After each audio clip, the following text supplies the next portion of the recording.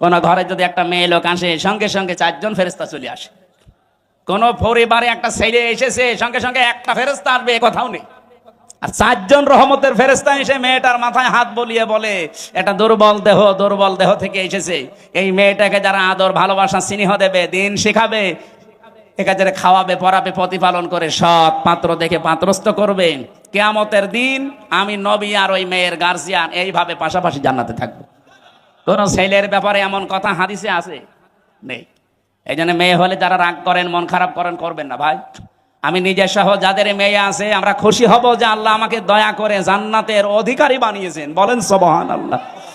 বিশ্বনবী জানিয়েছেন, যার একটা মেয়ে তার একটা জান্নাত, যার 2টা মেয়ে তার 2টা জান্নাত, যার 3টা মেয়ে আল্লাহ তাকে 3টা জান্নাতের অধিকারী বানিয়ে দিয়েছেন। আল্লাহ আমাদের মেয়ে যাদেরকে দিয়েছেন, এই মেয়েগুলো যেন জান্নাতে যাওয়ার মাধ্যম হয়। বলেন আমিন। কিন্তু শর্ত কয়টা? প্রথমে তাকে ভালোবাসা লাগবে, 2 নম্বরে তাকে খাবার দাবারের যে ব্যবস্থা, তার পেছনে খরচের যে ব্যবস্থা, এটা করা লাগবে। 3 নম্বরে তাকে দিন শেখানো লাগবে এই পরিমাণ যতটুকু করতে পারলে সে চলতে পারে। 4 নম্বরে তাকে সৎ পাত্র দেখে পাত্রস্থ করা লাগবে।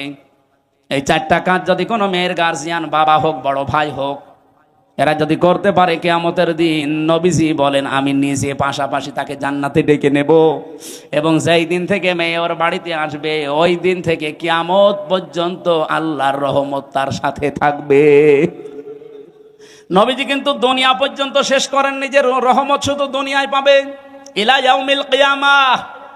এই মেয়ে যেই দিন ওর বাড়িতে এসেছে ওই দিন থেকে আল্লাহর রহমতের একটা দৃষ্টি তার উপরে থাকবে, ওই দিন থেকে কিয়ামত পর্যন্ত আল্লাহর দয়া ওই গার্জিয়ানের উপরে থাকবে।